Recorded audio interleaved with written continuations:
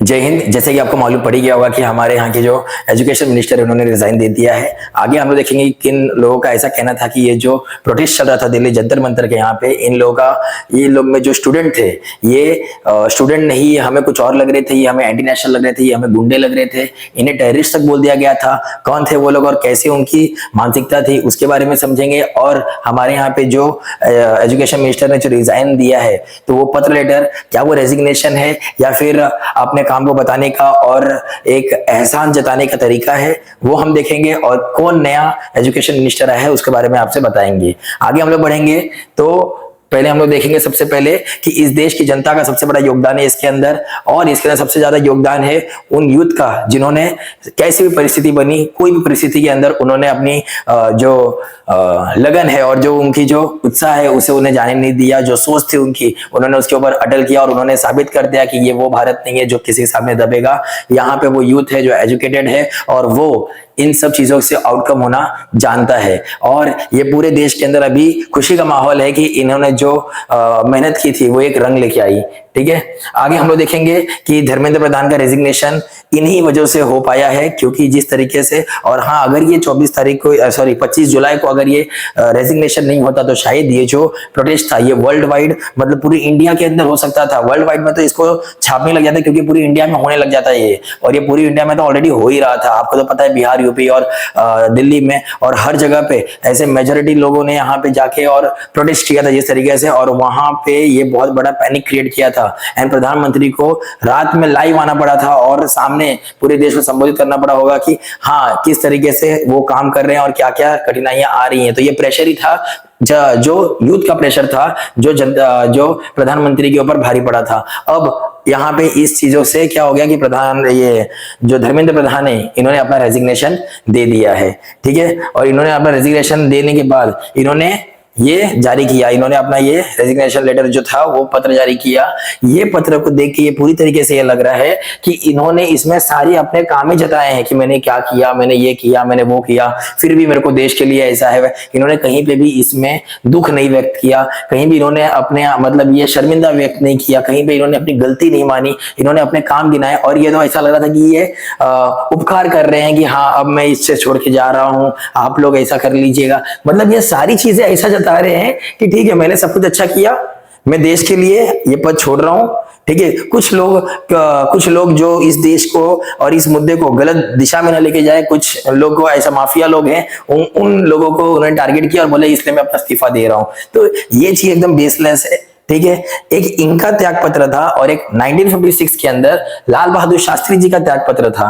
ये लाल बहादुर शास्त्री 1956 के अंदर कोई प्रोटेस्ट कुछ भी नहीं, इन्होंने सीधी जिम्मेदारी ली थी कि जो भी 1956 के अंदर तमिलनाडु के अंदर जो भी रेल एक्सीडेंट हुआ है, इसका सीधा साधा मैं जिम्मेदारी लेता हूं। ये उस समय के कुछ प्रिंट थे, लेकिन अभी इतने क्लियर होते नहीं होंगे। लेकिन देखो, इन्होंने शुरुआत ही थोड़ा सा अगर आप समझ पाओगे तो देखो, मुझे खेद है, मतलब मुझे दुख है, मतलब इनको दुख था और इन्होंने अपना त्याग पत्र दिया। मुझे दुख है कि ये पुनः इस प्रकार का मैं पत्र लिख रहा हूं। मतलब ये वो पत्र लिख रहे हैं तो इन्हें दुख हो रहा है, क्योंकि एक्चुअली गलती इनकी नहीं थी, बट इन्होंने उसकी, क्योंकि ये मुखिया है तो इनको उनका बेड़ा उठाना पड़ेगा, और इन्होंने अपना त्याग पत्र दिया था। तो ये देख के लगता है कि हाँ, एक वाकई किसी को दुख है, और इन्होंने इतने में ही सबको समझा दिया। और ये बंदा 2-2 पेज का लेके चले गए, और फिर भी इन्होंने ये बताने की कोशिश की है पूरी तरीके से कि देखो भाई, मैंने अपना काम अच्छे तरीके से किया, देश के हित में कर लिया। लेकिन कुछ ऐसे माफिया लोग थे जो कुर्सी पे बैठे हुए लोग हैं, उन्होंने इसका गलत इस्तेमाल किया और ये कहीं गलत दिशा में न जाए, इसलिए ये सब चीजें हो रही हैं।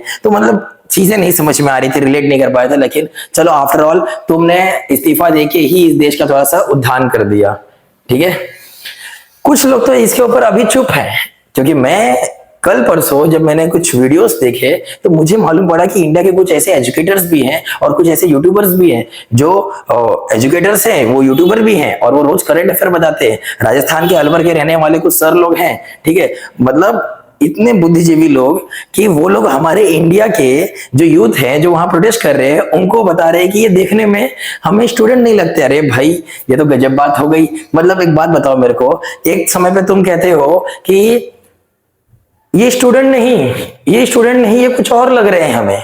ठीक है, ये हमें स्टूडेंट नहीं लग रहे, हमें कुछ और लग रहे हैं। और जब ये वाली खबर बाहर आती है कि स्टूडेंट लोगों ने पुलिस को मारा, तो तुम बोलते हैं स्टूडेंट पुलिस को मार रहा है। अरे तो जब तुम्हें स्टूडेंट नहीं गुंडे लग रहे हैं तो तुम्हें ये बोलना चाहिए ना गुंडों ने किसको मारा, पुलिस को मारा, लेकिन तब तुम बोलते हो स्टूडेंट ने गुंडे को मारा, पुलिस को मारा। तो ये चीज मेरे समझ में नहीं आती है। ठीक है, आपने सीधा मतलब व्यूज बटोरने का भी एक अलग ही रुतबा हो गया है कि मतलब व्यूज बटोरना है तो कुछ भी बोल दो।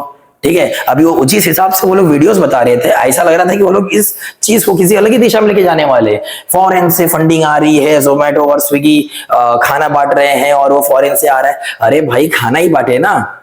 आपको अगर इतना चीज मालूम है तो सोचो सरकार को नहीं मालूम है वो चीज। सरकार मतलब हम कौन से ढींची के मसाला, अगर सरकार को ये सब चीजें नहीं मालूम है तो सरकार को मालूम है सब चीजें। आप बताओगे तभी जानेगी। तब तो भाई पुलवामा अटैक भी बता दिए होते कि कहां से आ रहा था, कहां से क्या जा रहा था। तो देखो व्यूज बटोरना है, व्यूज आप भी बटोर रहे हो, आपके चलते मैं भी व्यूज बटोर रहा हूं। लेकिन मेन कहने का मतलब ये है कि यूथ जो उधर प्रोटेस्ट कर रहा है उनको अगर हम बढ़ावा नहीं दे सकते तो मतलब हम उन्हें कुछ बोले तो ना, ऐसा उनका मनोबल तो नहीं गिरा है ना। कहने की बात यही है। तो कहने का यही था पूरा कि अब वो चुप है और अब वो लोग व्यूज के चक्कर में अब हाँ रेजिग्नेशन मिल चुका है, ये हो गया है, वो हो गया है। तो पहले जो लोग आतंकवादी लग रहे थे अब वो उनको प्यारे लग रहे हैं कि इनके बोलने से चलो ये सपोर्ट हो गया, ये हो गया, वो हो गया।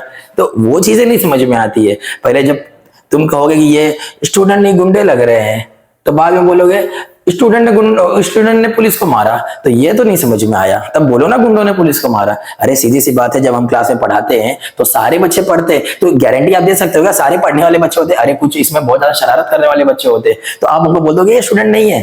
कुछ ऐसे भी बच्चे होते हैं जिनकी उम्र कम है लेकिन हाइट बहुत ज्यादा है, तो आप उनको क्या बोल दोगे कि यही बोलोगे ना सीधा कि अरे तेरी उम्र इतनी ज्यादा है और तू इसमें है। तो आप कैसे किसी को जज कर सकते हो कि भाई ये इतना बड़ा बड़ा आदमी लग रहा है और क्या आपको लग रहा है ये बच्चे हैं? अरे क्यों नहीं हो सकते हैं, हो सकते हैं। ठीक है, और एक बात बताओ, जब क्लास के अंदर बच्चा पैसा देके पढ़ता है तब उसमें आपको कुछ एंटी मतलब असामाजिक तत्व दिख जाते हैं। ठीक है, तो आप मुझे बताओ कि वहां तो फ्री एंट्री थी, तो वहां तो कितने लोग तो देखने आए होंगे, जिनको मजा आ रहेगा वो उसमें खुद पड़े होंगे। तो आप कुछ लोगों को देख के बड़े लोग जज नहीं कर सकते। माना कि पुलिस लोगों के ऊपर भी लाठी चली है, उनके ऊपर भी कुछ हार्म हुआ है, लेकिन इन चीजों को आप समझ सकते हो कि ये इसमें उनका कोई भी जो रियल स्टूडेंट प्रोटेस्ट कर रहे थे उनका कोई भी योगदान इसमें नहीं था। ठीक है, एंड उसके अंदर मान सकता हूं आप भी कहीं अगर यूट्यूबर हैं तो आप भी कहीं जाके अपना मीटअप रखते होंगे, तो उसमें क्या सिर्फ आपके बच्चे आते होंगे? नहीं, किसी के भाई बहन नात रिश्तेदार कुछ भी आ सकते हैं। कोई आजू बाजू देख रहा है वो भी आ सकता है उसके अंदर देखने की भाई मीटअप हो रहा है। तो क्या वहां पे अगर कुछ हो जाए तो सब क्या बोलेंगे वहां बच्चे नहीं, वहां पे गुंडे आए थे? नहीं बोल सकते ना ऐसा। तो इसीलिए यहाँ पे भी नहीं बोल सकते। जब देखो जब साथ नहीं दे सकते ना तो बुराई भी मत किया करो। आगे देखेंगे जरा सा। अब देखो ये सारे वो बच्चे थे जिनको देखो यहाँ पे ये देखो ये दिख रहा है, ये देखो ये मार्क्स दिख रहा है। अभी किसने मारा? ये पुलिस नहीं मारा है। ये देखो यहाँ पे देखो लाठी चार्ज हो रही है। ठीक है, ये उन बच्चों की मेहनत थी। ये देखिए यहाँ पे देखिए बच्चे को घसीटा जा रहा है। देखिए ये देखो यहाँ पे देखो, मतलब ये सब नहीं दिखाना है। क्या दिखाना है कि स्टूडेंट नहीं गुंडे दिख रहे थे हम लोग को, वो गुंडे थे। अरे क्या बोलूं अभी यहाँ देखो, यहाँ पे देखो, यहाँ पे खींचा जा रहा है। यहाँ पे देखो एक लड़की, उसको कितने लोग ने पकड़ा है। यहाँ पे देखिए कपड़े फाड़ दिए गए। तो मतलब ये सब चीजें नहीं देखनी है ना। ये वो सारे लोगों का संघर्ष है जो आज ये निखर के आया है, और इसी वजह से आज जो धर्मेंद्र प्रधान है वो आज अपने सीट से रिजाइन दिए हैं। ठीक है, और ये है नए हमारे एजुकेशन मिनिस्टर जो अभी तत्काल में प्रधानमंत्री जी ने अपॉइंट किया है। नाम है इनका प्रहलाद जोशी। इन्होंने चार्ज ले लिया है एजुकेशन मिनिस्टर का आफ्टर धर्मेंद्र प्रधान रिजाइन। और ये रेजिग्नेशन के बाद ये आपके सामने सारी चीजें रख दी गई है।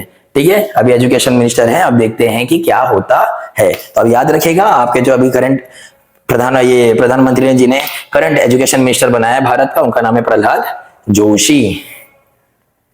ठीक है, तो बस इतना ही आपको अपडेट देना था। बाकी तो सारी चीजें आपको मालूम ही है। बस हमें यही देख के चलना है कि हर सिक्के के दो पहलू होते हैं और हमें ये समझना है कि क्या सही है और क्या गलत है। ठीक है, बस व्यूज के नाम पे कुछ बटोरना सही नहीं है। देखो व्यूज के लिए तो हर कोई काम कर रहा है, कोई इशू नहीं है, लेकिन क्या है अगर हम किसी का प्रोटेस्ट में जाके साथ नहीं दे रहे तो एटलीस्ट हम यहाँ पे वीडियो के माध्यम से अगर दे रहे हैं तो सही तरीके से तो दे, बस गलत तरीका ना यूज करें। ठीक है, बाकी टीचर्स तो सारे अच्छे ही हैं, कोई प्रॉब्लम नहीं है उसके अंदर, बस नजरिए की है बात। अब आगे हम लोग मिलेंगे आपसे कुछ नई घटना के ऊपर, तब तक के लिए जय हिंद।